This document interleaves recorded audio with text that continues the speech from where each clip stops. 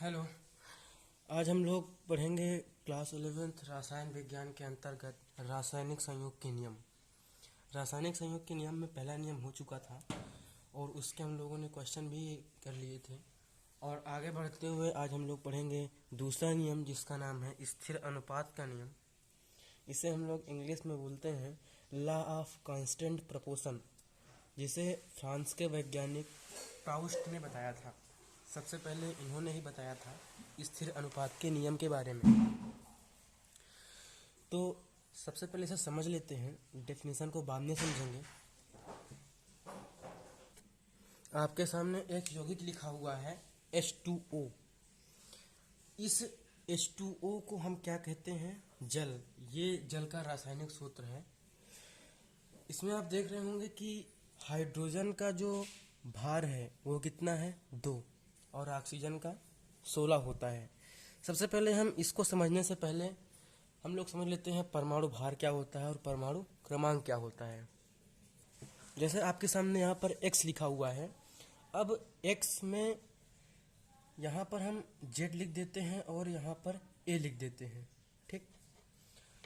Z का मतलब ये होता है परमाणु क्रमांक और A का मतलब होता है परमाणु भार। ठीक है। जैसे हाइड्रोजन की हम अगर बात करें तो हाइड्रोजन का परमाणु 1H1 होता है। ठीक है। हाइड्रोजन के तीन समस्थानिक होते हैं, 1H1 और 1H2, 1H3। तो यहाँ पर इसका परमाणु क्रमांक 1 होगा और परमाणु भार भी 1 होगा। यहाँ पर परमाणु क्रमांक 1, परमाणु क्रमांक 2 यानी 2। यहाँ पर परमाणु क्रमांक 1 और परमाणु क्रमांक 3। ठीक। तो अब हम लोग को ये समझ में आ जाएगा कि परमाणु क्रमांक क्या है और परमाणु भार क्या है। हम 1H1 की बात करते हैं क्योंकि हाइड्रोजन आवर्त सारणी में सबसे पहले आता है, इसलिए हाइड्रोजन का परमाणु क्रमांक भी 1 होता है और परमाणु भार भी 1 होता है। लेकिन यहाँ पर इस यौगिक में हाइड्रोजन 2 दिया है, तो अगर हम 1 में 2 का गुणा करते हैं तो हमें कितना मिलता है? 2 ही मिलता है। ठीक है। और जो ऑक्सीजन होता है, ऑक्सीजन का जो द्रव्यमान होता है वो होता है 16। यहाँ पर अगर हम ऑक्सीजन की बात करते हैं तो जो ऑक्सीजन है उसका तो परमाणु द्रव्यमान होता है 16, लेकिन जो परमाणु क्रमांक होता है जिसे हम Z से प्रदर्शित करते हैं वो होता है 8। ठीक है। हमें यहाँ पर परमाणु क्रमांक को छोड़ देना है, मतलब परमाणु क्रमांक से कोई मतलब नहीं है। यहाँ पर परमाणु द्रव्यमान पर देखना है, परमाणु द्रव्यमान पर फोकस करना है। यहाँ पर ऑक्सीजन कितना है? 1 है। अगर यहाँ पर 2 ऑक्सीजन होता, ये ऐसे लिखा होता O2, तब हम 16 में 2 का गुणा कर देते और ये होता 32। 32 कैसे? 16 में अगर हम 2 का गुणा करेंगे तो 2 में 6 में 2 का गुणा करेंगे तो कितना हो जाएगा? 12, और 2 में गुणा करेंगे तो 3, 32 हो जाएगा। ठीक है। इतना तो हम लोग एक बेसिक चीज समझ लिए। अब अगर हम स्थिर अनुपात के नियम की बात करें, स्थिर का मतलब क्या होता है? नियत। ठीक है। और यहाँ पर हम लोग स्थिर अनुपात के नियम को अगर समझ रहे हैं तो H2O क्या है? एक जल है। जल तो आपको कहीं से भी मिल जाएगा, मतलब एक नल से भी मिल जाएगा, और आकाश में जो बारिश होती है भगवान के यहाँ से उसमें भी मिल जाएगा, नाले में भी मिल जाएगा, नदी में भी मिल जाएगा। लेकिन जल में एक खासियत होती है। जल में खासियत ये होती है कि जो उसका भार होता है वो उतना ही होता है, भार कभी चेंज नहीं होता है। जैसे कि यहाँ पर H2 की बात करते हैं तो जो H2 है इसका तो भार तो 2 ही रहेगा, चाहे आप इसे नाले से लाइए, चाहे आप इसे भगवान के यहाँ से लाइए, चाहे इसे आप नल से प्राप्त कीजिए, चाहे फ्रिज से, कहीं से भी। फ्रिज में तो भी आप ठंडा करने के लिए पानी रखते हैं ना, फ्रिज तो आपको पानी देती नहीं है। तो यहाँ पर अगर हाइड्रोजन की बात करते हैं, हाइड्रोजन कितना है? 2, तो इसका द्रव्यमान कितना होगा? 2 होगा। ठीक है। और अगर हम यहाँ पर इसके ऑक्सीजन की बात करते हैं तो ऑक्सीजन में क्या होता है? 8 और 16। तो इसका परमाणु क्रमांक हमें नहीं देखना, परमाणु द्रव्यमान देखना है, तो 16 ये भी है। ठीक है। और इसमें कंफ्यूज नहीं होना कि यहाँ पर H2 लिखा है तो यहाँ पर फिर दो हाइड्रोजन, इसका मतलब होता है दो हाइड्रोजन, ये एक एक इलेक्ट्रॉन अपना साझा करते हैं और यहाँ पर एक बॉन्ड बना लेते हैं। बॉन्ड के बारे में हम लोग चैप्टर नंबर 4 रासायनिक आबंध के नाम से चैप्टर है एक, उसमें पढ़ेंगे। ठीक है, यहाँ पर स्थिर अनुपात। अब यहाँ पर स्थिर के बारे में तो हम लोगों ने समझ लिया। स्थिर का मतलब क्या होता है? नियत। स्थिर का मतलब ये होता है जो कभी बदलता नहीं है, एकदम नियत रहता है। अब H2O में क्या है कि ये कहीं बदलता नहीं है, चाहे इसका परमाणु भार जो है या परमाणु क्रमांक कुछ भी, इसका द्रव्यमान कभी भी चेंज नहीं होता। अगर हम यहाँ अनुपात की बात करें, क्योंकि यहाँ पर जो हेडिंग दी गई है यहाँ पर अनुपात, अनुपात का मतलब क्या होता है? 2:16। एक तरफ से अब भाग, भाग तो आपको आता ही होगा, ठीक है। तो अनुपात का मतलब होता है भाग। यहाँ पर अनुपात है, ये लगा दी, दशमलव नहीं है, ये भाग अनुपात का है, ठीक।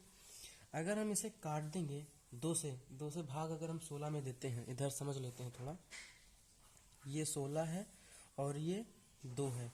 अगर 2 का भाग हम 16 में देंगे तो 8 बार जाएगा, 2/16, ये नीचे कट जाएगा, ठीक है, 8 आएगा। तो अगर हम, ये तो यहाँ पर 8 बज गया, ठीक है, तो हम यहाँ पर 8 लिख देते हैं। लेकिन अगर हम यहाँ पर 2 को देखें तो 2 तो खुद से कट जाएगा, 2 एक 2। एक सरल अनुपात में क्या हो गया? 1:8 हो गया। हम इसको और विभाजित नहीं कर सकते। सरल अनुपात का मतलब क्या होता है? इसे हम और विभाजित नहीं कर सकते, ठीक है। तो ये होता है स्थिर अनुपात का नियम।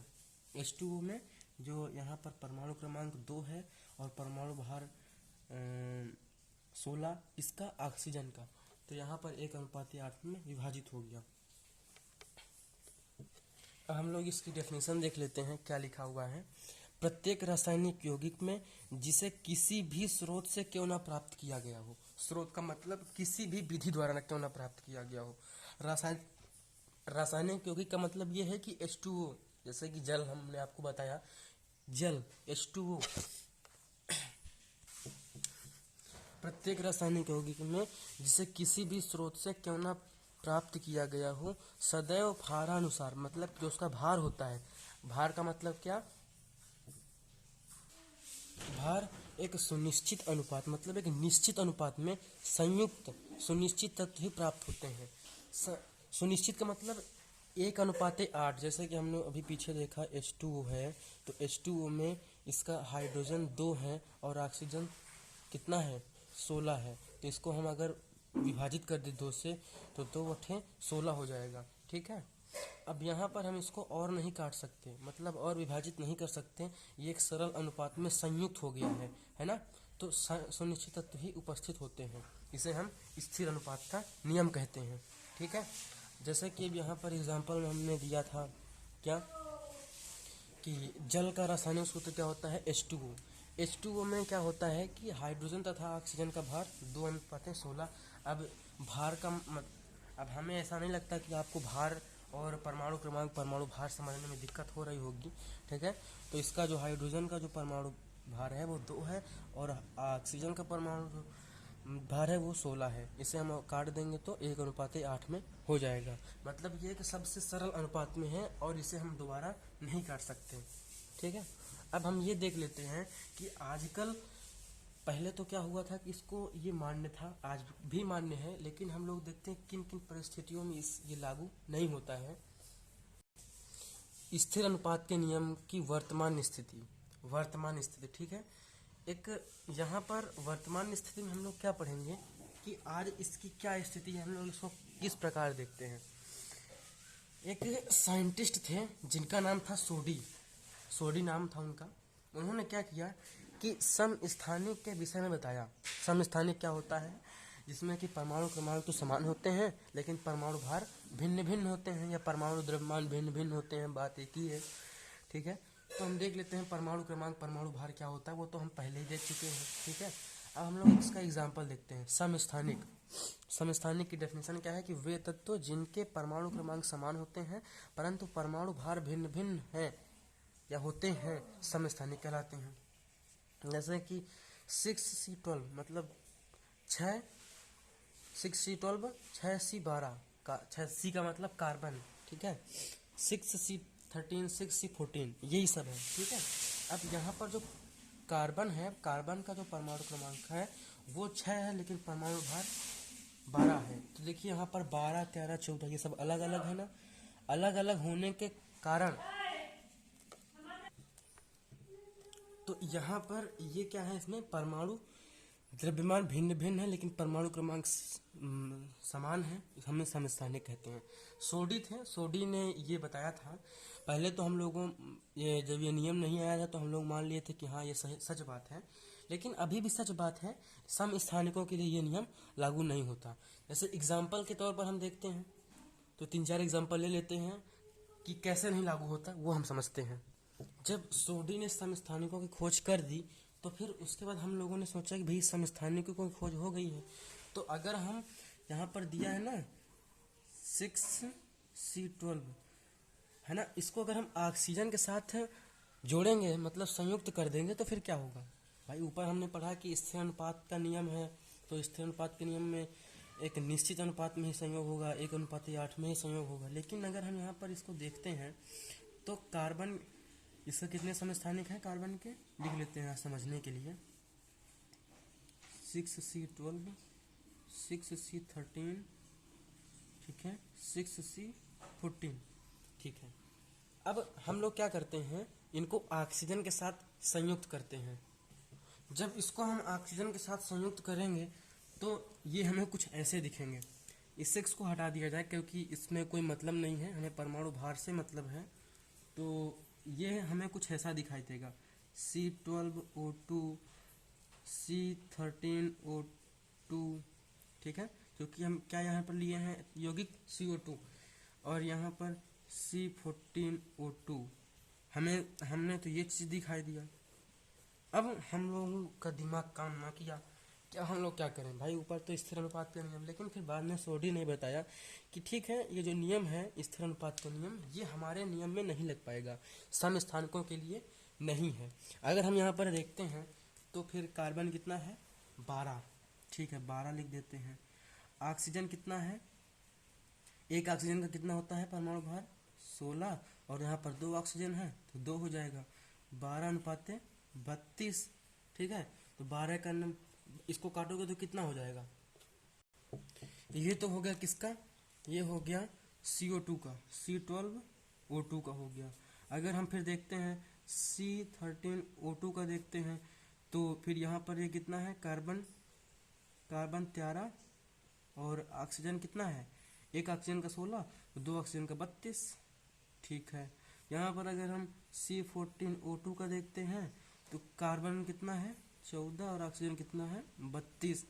तो अगर हम इनको एकदम काट के देखते हैं तो ये हमें मिलता है 3:8, मतलब कि 8 त्रिक 24 और 4 3 12 और 4 8 32, 3:8 हो गया। फिर अगर हम दूसरी बार देखते हैं तो ये तो कटेगा ही नहीं, कटेगा लेकिन दशमलव में आ जाएगा, दशमलव को नहीं लेना वो हमें। और ये 14:, अगर हम 32 की बात करते हैं 14:32। अब आप ये बताओ कि यहाँ पर स्थिर अनुपात का नियम का पालन हुआ ही नहीं है ना, 3:8, 13:32, 14:32। तो यहाँ पर काम बिगाड़ने वाले एक सोडी साहब हैं। सोडी ने क्या किया कि बता दिया कि ये जो नियम है स्थिर अनुपात का नियम, ये हमारे नियम में नहीं काम करेगा, ठीक है। तो अभी भी सत्य है, ऐसा नहीं है कि स्थिर अनुपात का नियम सत्य नहीं है, लेकिन ये समस्थानिकों के लिए सत्य नहीं है। आशा करता हूँ कि आपको हमारी द्वारा बताया गया ये वीडियो में समझ आया होगा। अगर समझ में आया है तो थैंक यू।